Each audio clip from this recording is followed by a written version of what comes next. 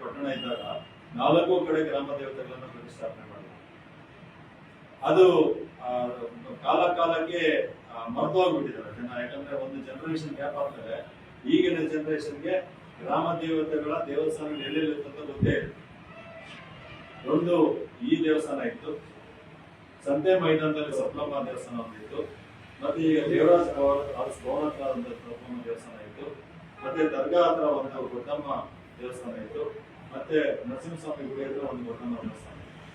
ಈ ಗುಡಿಗಳನ್ನ ನಮ್ಮ ಹಿರಿಯರು ಅದನ್ನ ಪ್ರತಿಷ್ಠಾಪನೆ ಮಾಡಿ ಒಂದು 300 ಮೀಟರ್ 200 ಅಡಿ